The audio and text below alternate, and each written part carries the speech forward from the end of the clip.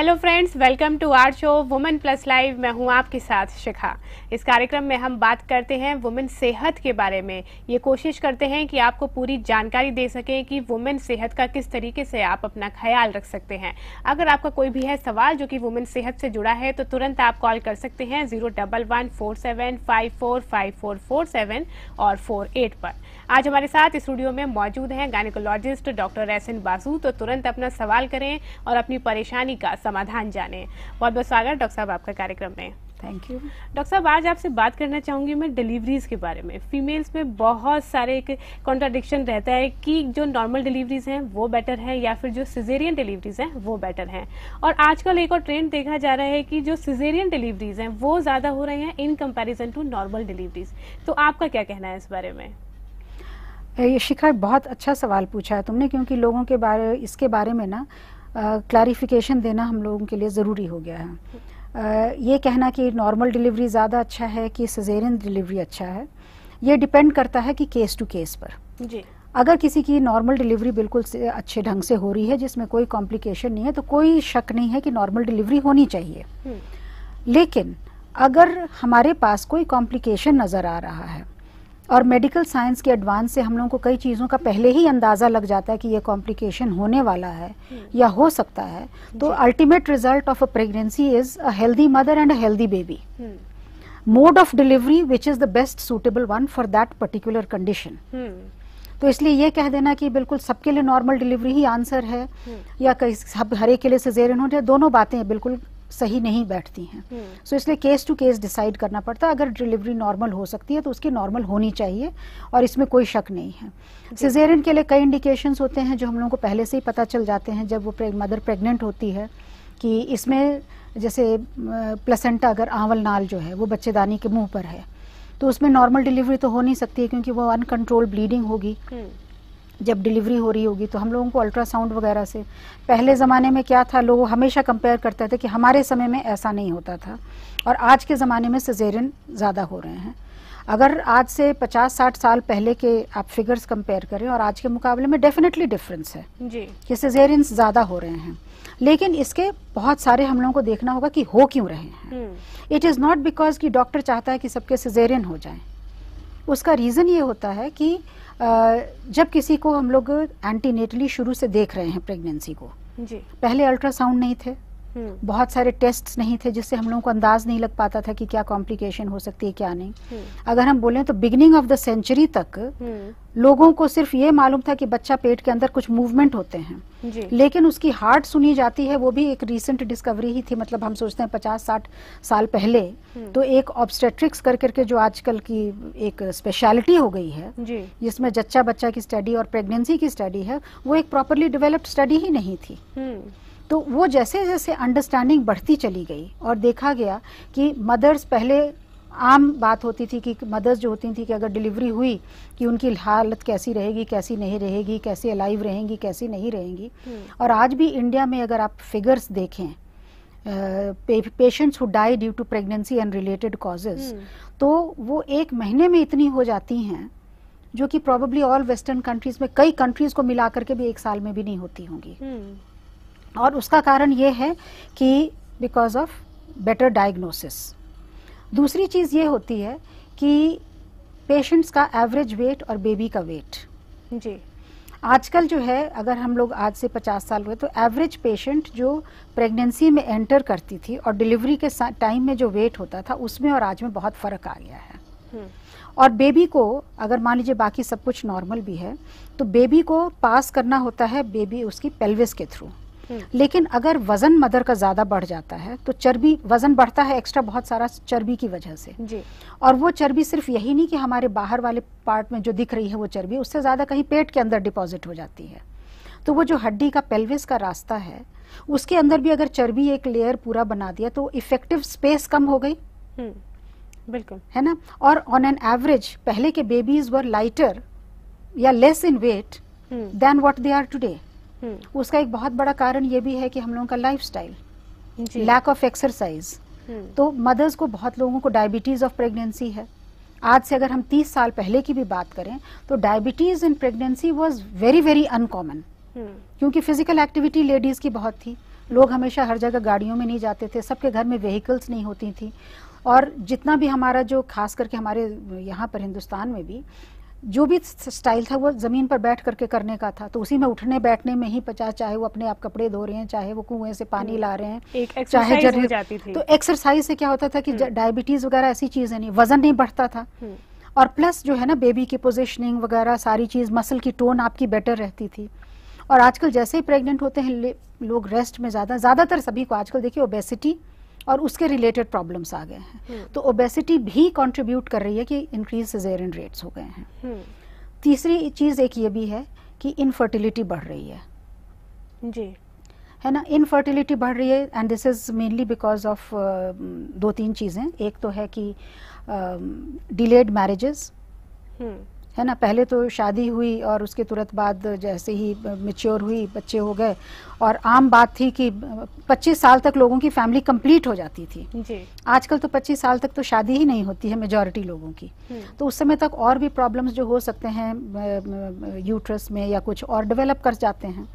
Infertility बढ़ी, male infertility बढ़ रही है, और इन दोनों में हम ये भी कहना चाहेंगे कि बहुत सारा फैक्टर ये भी है कि मेल इनफर्टिलिटी में जो हमारा लाइफस्टाइल है, ऑल दीज इलेक्ट्रोमैग्नेटिक वेज हैं, हमेशा मोबाइल का कैरी करना, लैपटॉप का कैरी करना, और ये जो हमारे यहाँ रिसीवर्स वगैरह लगे हुए हैं मोबाइल वगैरह के जो नेटवर्क को कैच करने के लिए, उनकी रेज हो गई, जो प्लास्टिक बॉटल्स वगैरह हम लोग या प्लास्टिक वेयर यूज़ करते हैं, जो पेस्टिसाइड्स यूज़ हो रहे हैं, इन सब की वजह से मेल फर्टिलिटी भी ड्रॉप कर रही है। तो जब इनफर्टिलिटी ट्रीटमेंट के बाद प्रेग्नेंट होती हैं लेडीज, तो वैसे ही वो लोग बिल्कुल एकदम की नॉर्मल डिलीवरी, बिकॉज कोई भी गारंटी नहीं कर सकता है कि आपकी 100% नॉर्मल डिलीवरी हो जाएगी, क्योंकि मान लीजिए सब कुछ फेवरेबल है, पेशेंट लेबर में भी चली गई, उसके अच्छी पेन्स भी आ रहे हैं, हो सकता है सिर नीचे नहीं आए, हो सकता है कि कॉर्ड गले में फंसी हो या कहीं और फंसी हो जिसकी वजह से, या पानी कम हो, बच्चे की धड़कन कम हो रही हो, तो हम लोगों को सारी लेबर पेन्स, या एन मौके पर देखा कि बहुत देर से पेशेंट लेबर में है, प्रोग्रेस भी शुरू में अच्छी कर गई, फिर बीच में अटक गई, बेबी का हेड अटक गया क्योंकि वो पूरी प्रॉपरली घूम करके नहीं निकल पाया, तो सारी लेबर पेन के बाद भी सिजेरियन करना पड़ता है, विच पेशेंट्स फील कि अब तक तो नॉर्मल बता रहे थे। तो वो तो स्टेप टू स्टेप है ना, आप एक उस पैसेज में से बेबी को निकलना है जी। आप जब निकल आएंगे तभी आप कह लेंगे कि सब कुछ ठीक ठाक निकल गया, बिल्कुल, है ना। बेबी को भी कॉम्प्रोमाइज नहीं करना है। अच्छा, पहले था ये भी देखा जाता था कि बेबी जो है अलाइव पैदा हुआ कि या नहीं है अलाइव, ठीक है, बेबी की ऑक्सीजन की या उसके ब्रेन में ऑक्सीजनेशन कैसा हो रहा है उसके हमारे पास टेस्ट्स नहीं अवेलेबल थे। आजकल हमारे पास मशीनें हैं जो पहले से बता देती हैं कि ये बच्चे को डिस्ट्रेस हो रहा है, तो उसको फिर भी, और ये नहीं कि उसकी नॉर्मल डिलीवरी नहीं हो सकती है, अगर हम डिस्ट्रेस को इग्नोर कर दें और उसको प्रोग्रेस करने दें कि हाँ ठीक है कोई बात नहीं तुम्हारा अभी नॉर्मल हो जाएगा, तो what do we have, a baby जिसको कि ऑक्सीजन डेफिशिएंसी है विच में affect the mental IQ and so many things. बिल्कुल, तो उसमें स्ट्रेस जब हम लोग पहले ही पिकअप कर लेते हैं, देन इंस्टेड ऑफ वेटिंग कि किसी तरह भी नॉर्मल डिलीवरी करा दें, it is better to for the safety of the baby, समझ गई। तो ये जो है ना इनफर्टिलिटी बढ़ रही है, वो लोग रिस्क नहीं लेते हैं। एक चीज और भी है कि हमारी नर्सरी केयर बहुत सुधर गई है। जब हम लोग स्टूडेंट से आज थे लॉन्ग टाइम अगो। डॉक्टर साहब, आपको यहाँ पर रोकना चाहूंगी, एक कॉलर जुड़ चुके हैं हमारे साथ, पहले उनका सवाल जानते हैं। हेलो मोनिका जी, बताएं क्या जानना चाहती हैं? मेरी आयु 30 वर्ष की है मैम जी। मुझे मेंसेस नहीं आते सही ढंग से, कभी 4 मंथ निकल जाते हैं, कभी 3 मंथ निकल जाते हैं जी। आपकी एज कितनी है? 30 वर्ष। 30 वर्ष। आप शादीशुदा हैं? हाँ जी, एक बेटा है 7 साल का। बच्चे कंसीव करने में कोई प्रॉब्लम तो नहीं हुई थी? पहले हुई थी, 2 केस खराब हो गए थे। देखिए ऐसा है कि आपके जब से मेंसेस शुरू हुए हैं उसी समय से इरेगुलर हैं कि ये बाद में ये चेंजेस आए हैं? जब मेंसेस शुरू हुए सब तो रेगुलर थे। अब बेटे के बाद चेंजेस आ गए हैं, अब 3 मंथ के बाद आता है या 4 मंथ के बाद आता है।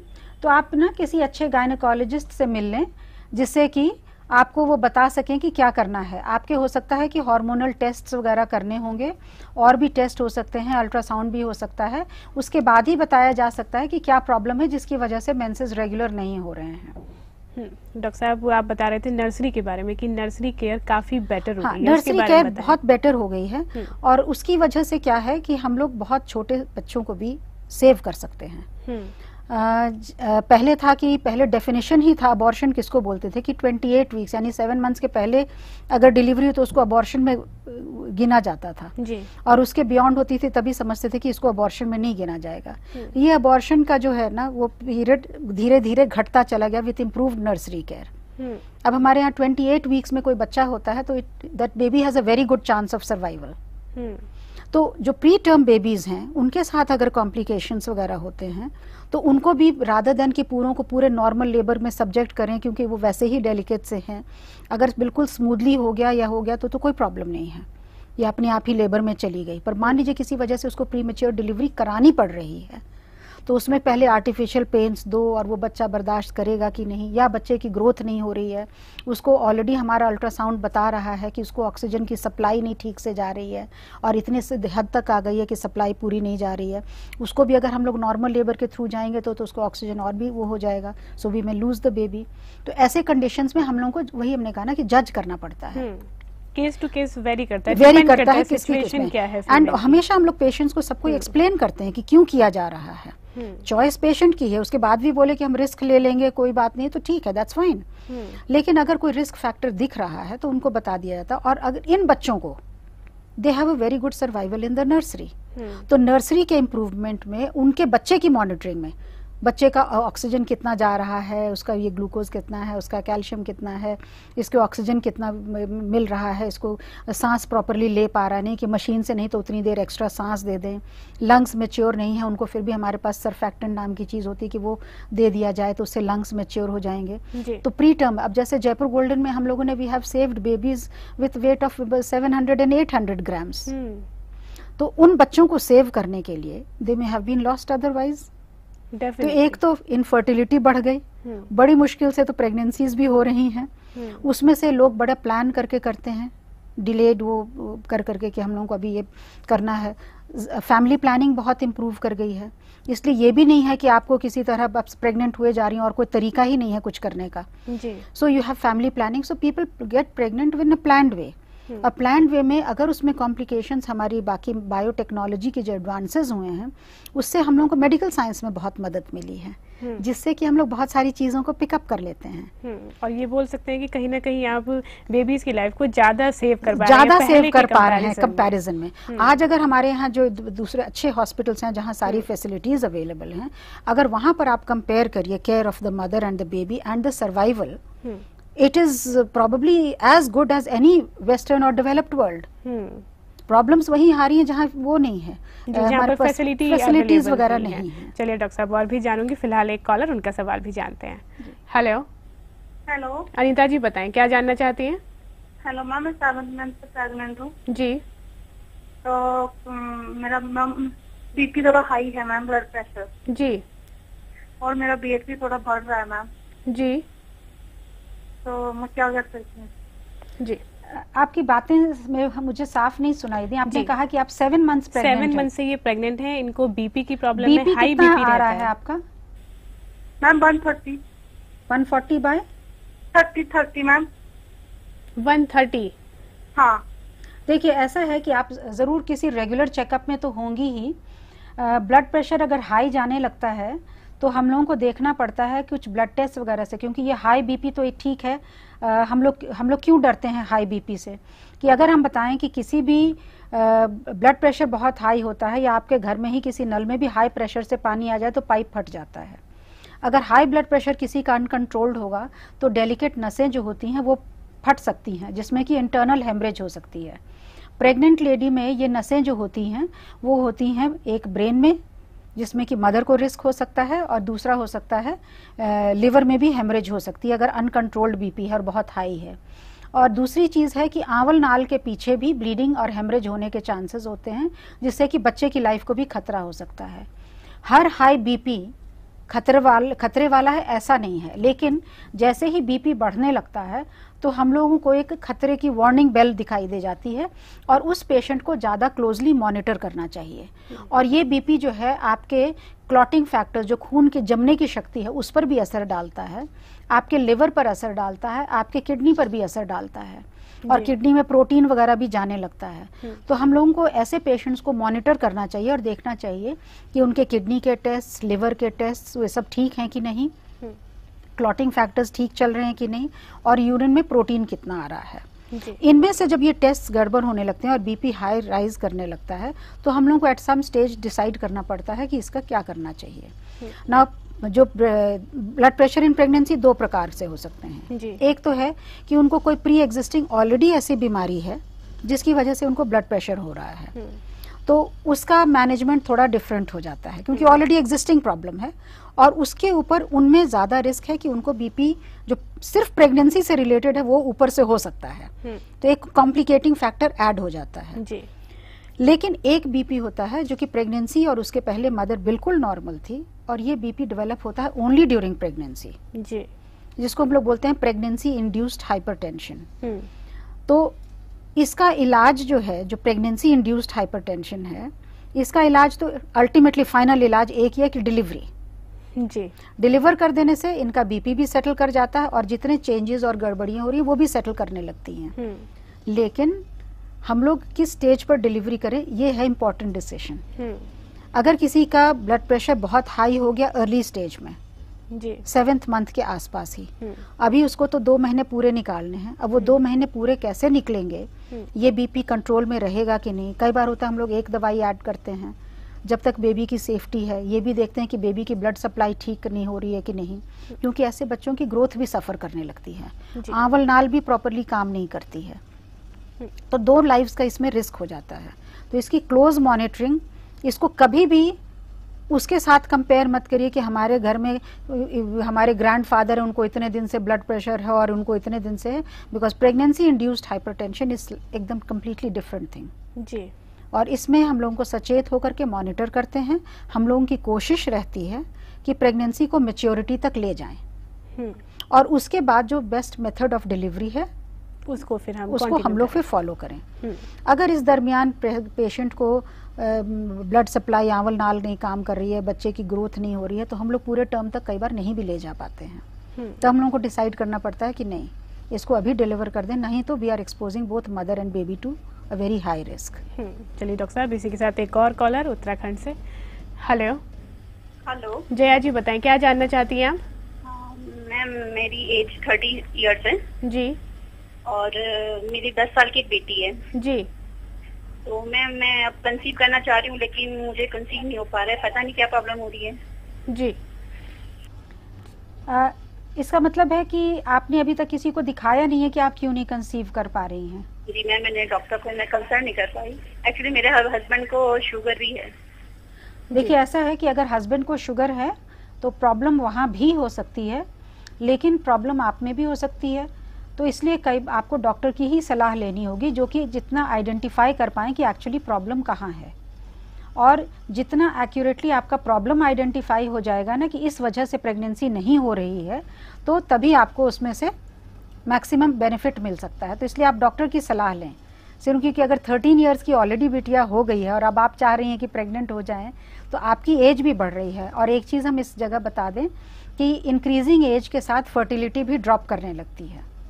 तो इसलिए आप बहुत ज़्यादा डिले मत करें, आप डॉक्टर को जो सलाह लें और जैसी डॉक्टर एडवाइस दे उसके अनुसार आप चलें। जी डॉक्टर साहब, आपसे जानकारी तो बहुत कुछ लेना चाहती थी लेकिन वक्त हो गया है कि कार्यक्रम को विराम दे दें। बहुत बहुत शुक्रिया आपका हमारे स्टूडियो आने के लिए। Thank you so much. You welcome, thank you. दर्शकों, बातचीत करी हमने डॉक्टर एहसन बासु से कि किस तरह से जो डिलीवरीज हैं यानी कि सिजेरियन डिलीवरीज और साथ ही जो एक नॉर्मल डिलीवरीज हैं किस किस कंडीशन में ये डिसाइड होता है। तो ये डिपेंड करता है पेशेंट की कंडीशन पर।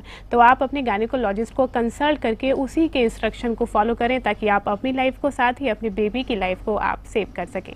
आज के लिए कार्यक्रम में बस इतना ही। मुझे दीजिए आज्ञा। नमस्कार।